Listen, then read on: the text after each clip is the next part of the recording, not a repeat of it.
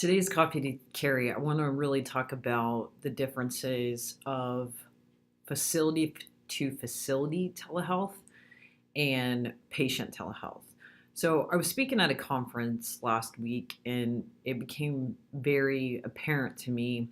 I was on the telehealth panel that one of the doctors took a poll of um, all the hospital administrators and physicians in the room and said, who has a telehealth platform and who's doing telehealth today?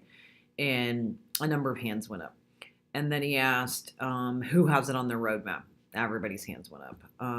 Who feels pressure to implement telehealth in fourth quarter? Almost everybody's hands went up.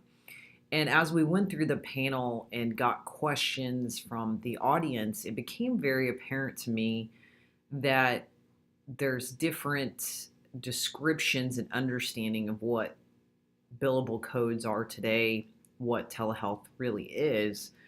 And so a lot of the hospitals, when they think telehealth or they hear the word telehealth, they think facility to facility telehealth. So patients in your hospital or in your office, and you're using technology that's in your facility to then connect to another facility.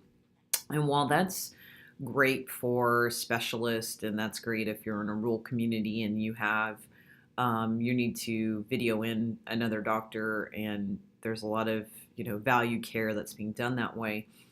That's really not the telehealth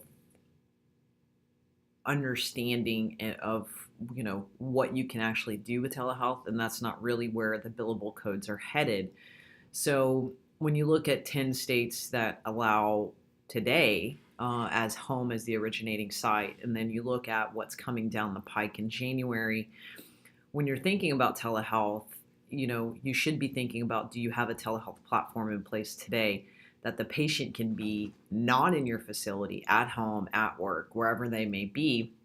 And that's really where it's headed. That's where you're going to see the patient satisfaction and getting new patients, because if they have to drive into the facility, that kind of defeats the purpose of telehealth. And so when you see the patient experience being at 82% on telehealth and 60%-ish on satisfaction of coming into an office, you're not really reducing that drive time. You're not going for the convenience factor. And most people that are using telehealth today are using it because of convenience factor. They're using it because they're busy, they're moms, they're working professionals, or in rural areas, they may be 40 miles from a hospital or 40 miles from a specialty doctor. So I just wanted to put this Coffee with Carrie out there today to really talk about the difference, because I think a lot of people, when they hear telehealth, they say, oh, we have telehealth. No, you have facility to facility telehealth. Does your telehealth platform that you have in place allow the patient to be at home or remote? So they could be in a skilled nursing facility, they could be in a substance abuse center, they could be in a different location. And are you providing that technology so somebody from an assisted living can video in with your practice or your hospital, or can the patient be at home with a caregiver? That's really where you need to be thinking with these new billable codes, and not that you have equipment. You have one of the doctors on the panel I love said, he goes into practices and opens up a closet, and there's $25,000 of equipment sitting in a closet.